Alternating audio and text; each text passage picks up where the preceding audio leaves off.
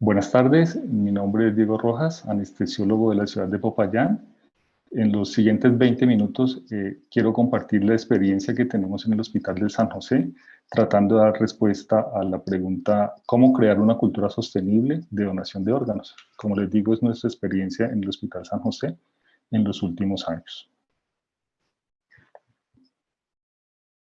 Primero, quiero que recordemos la importancia de los trasplantes. Es un logro inmenso de la medicina en el siglo XX que ha logrado dar respuesta a la necesidad de cientos de personas con fallas terminales en sus órganos, que ven en esta técnica, en este manejo, una solución, una respuesta para tener mayor años de vida y una expectativa de vida muchísimo mejor. Pero tenemos un grave problema, es el limitado número de trasplantes que se puede realizar, básicamente por un número reducido de donantes que se encuentran.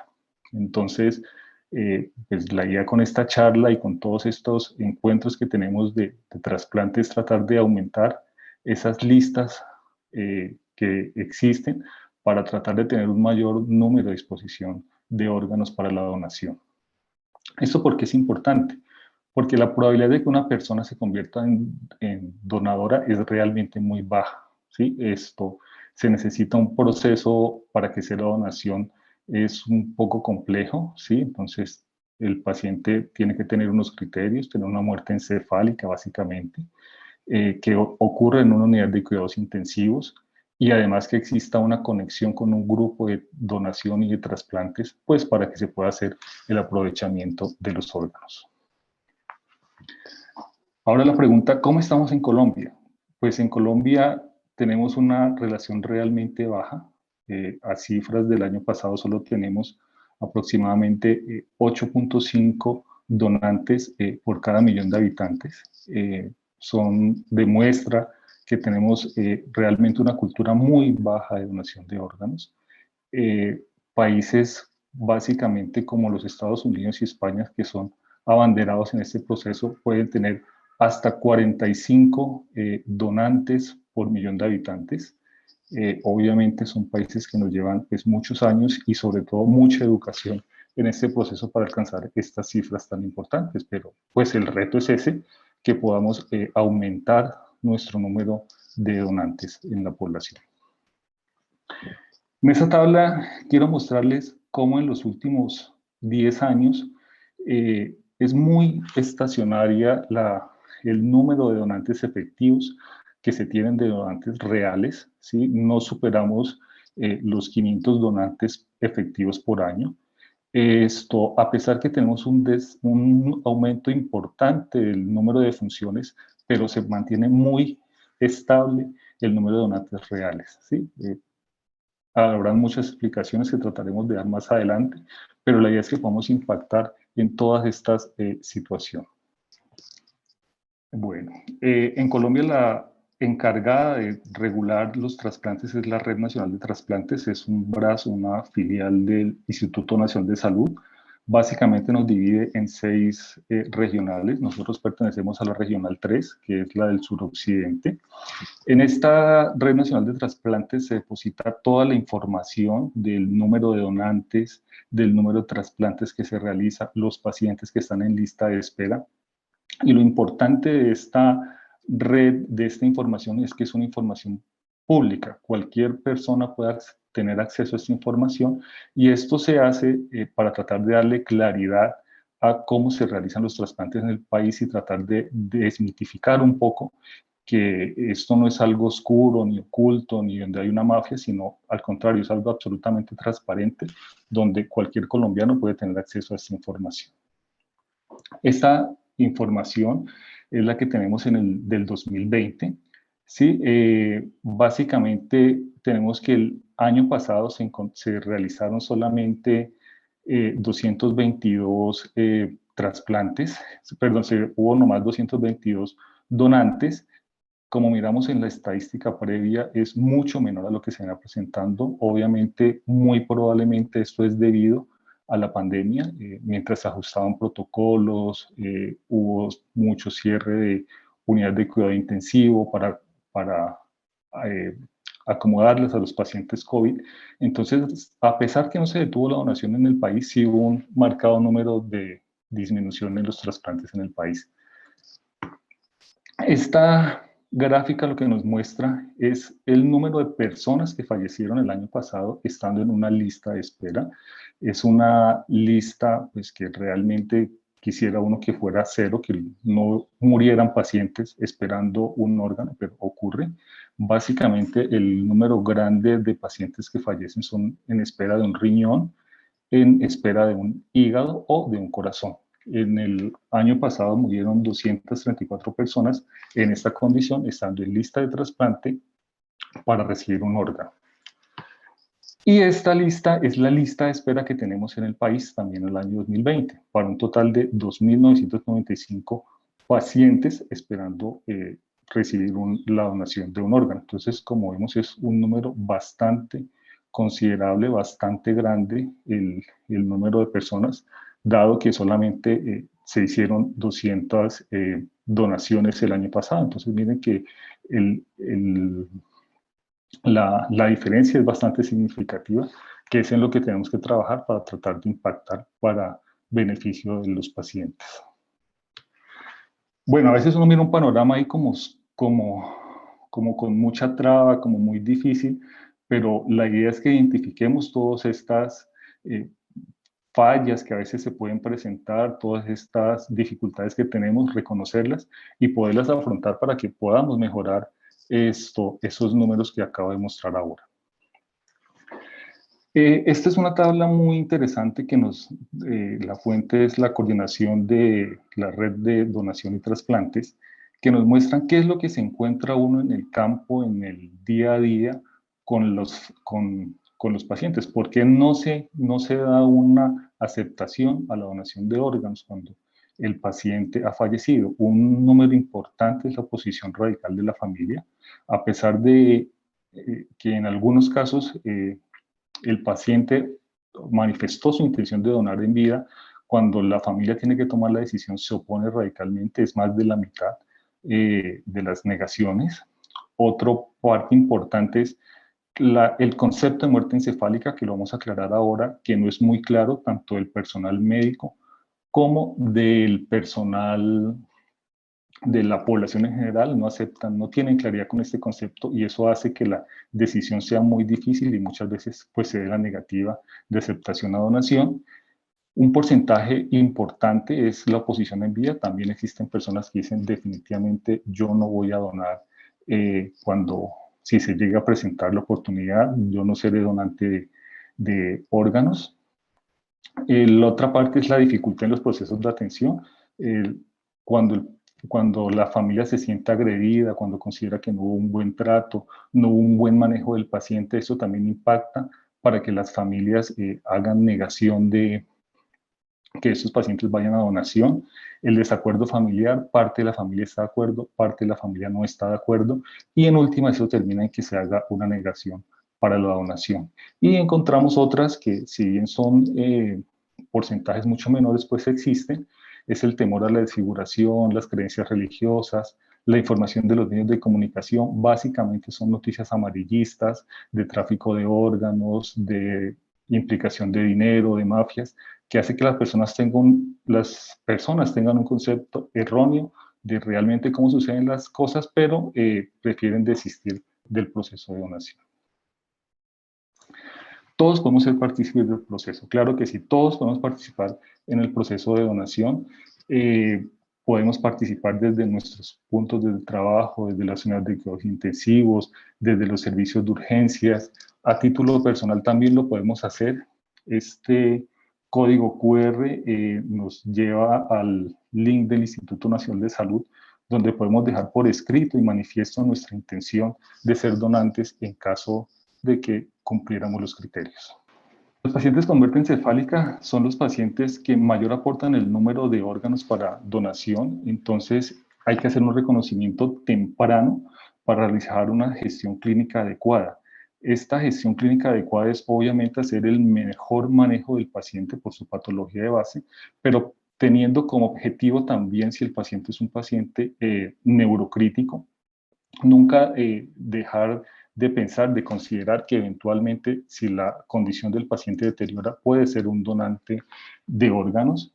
La mejor comunicación entre el cuerpo médico y la familia es de vital importancia.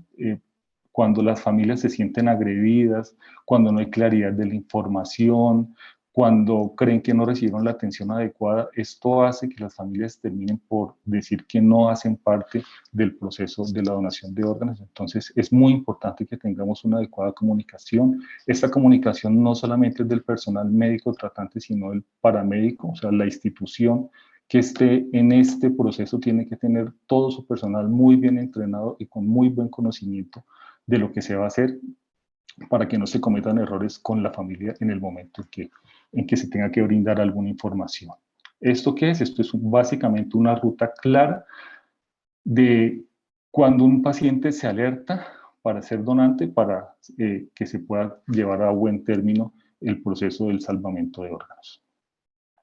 Las auditorías permanentes también supremamente importantes. Básicamente lo que se audita es mirar cuántos pacientes murieron, tuvieron muerte encefálica, de esos cuántos fueron alertados y cuántos realmente fueron donantes.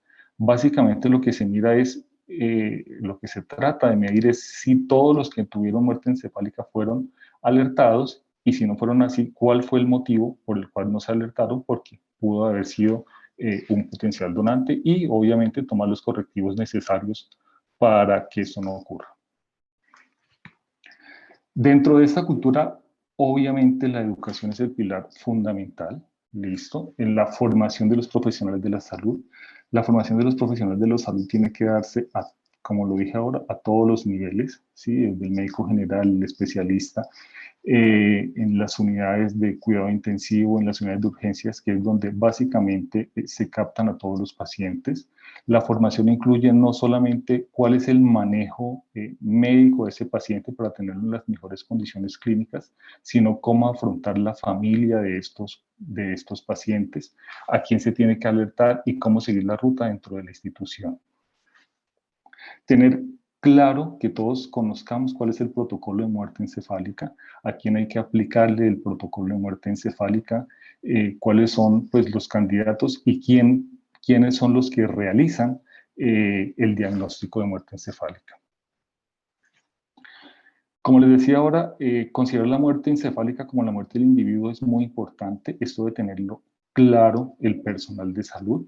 La muerte no es el cese de signos vitales, sino cuando ya no hay actividad cerebral y se hace el diagnóstico de muerte encefálica, pues es la terminación de la vida como tal. Esto, como miramos ahora, es muy difícil incluso en el personal de salud, entonces ellos son los primeros que tienen que tener claridad que cuando se dé el diagnóstico de muerte encefálica, definitivamente el paciente ha muerto. También tiene que haber un rápido diagnóstico y un adecuado procuramiento de los órganos, tratar de mantener en las mejores condiciones ese paciente para que el procuramiento de los órganos se haga de la mejor manera, tener una mejor tasa de éxitos en los trasplantes y un mayor número de órganos que puedan ser susceptibles de trasplante. Ahora les voy a mostrar el protocolo que tenemos instaurado en el Hospital San José. Como les decía, básicamente los pacientes entran por el servicio de urgencias o por la unidad de cuidados intensivos.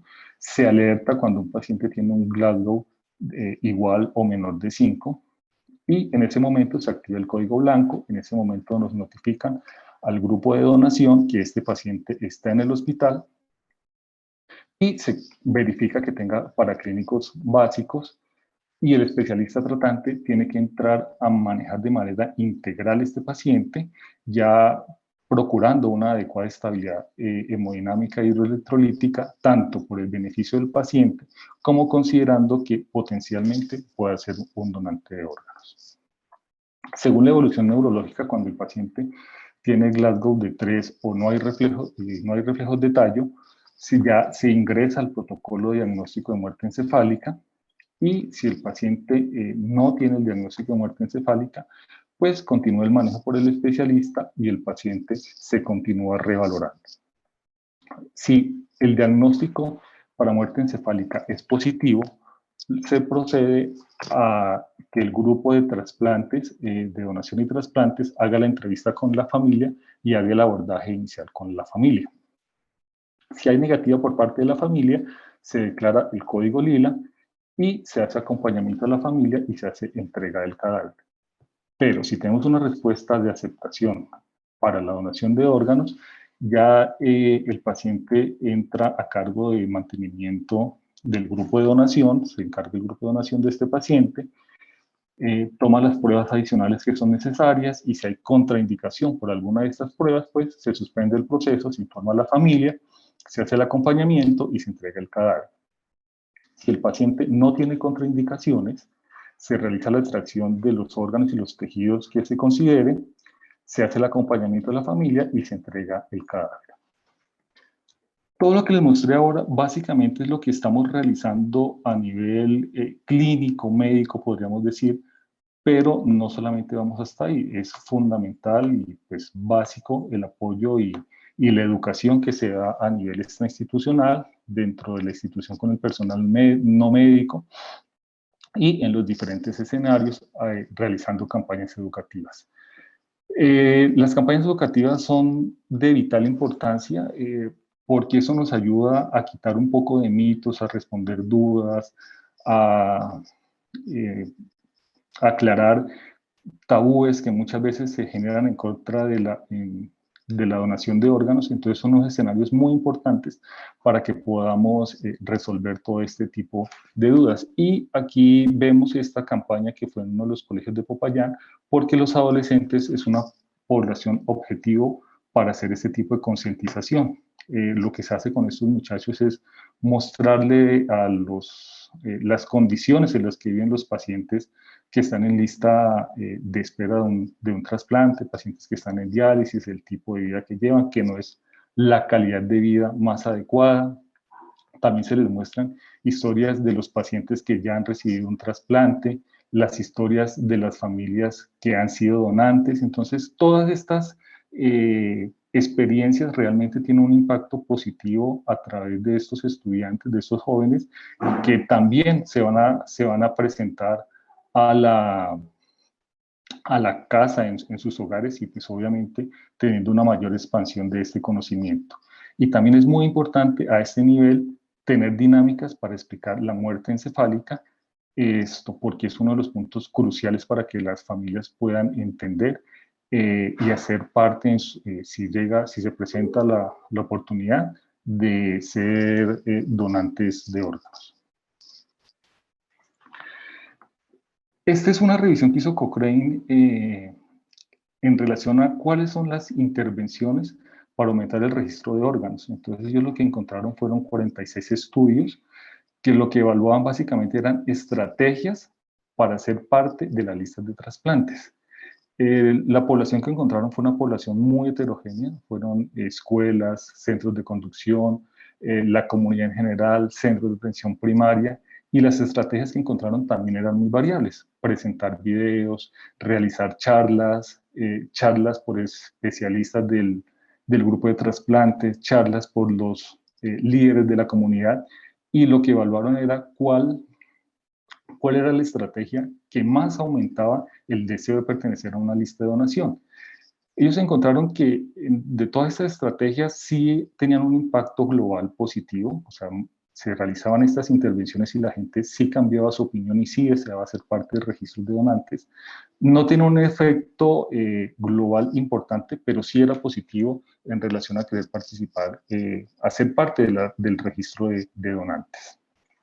De las dos intervenciones que ellos encontraron con mayor peso fue las charlas cuando las realizaba un miembro del grupo de donantes.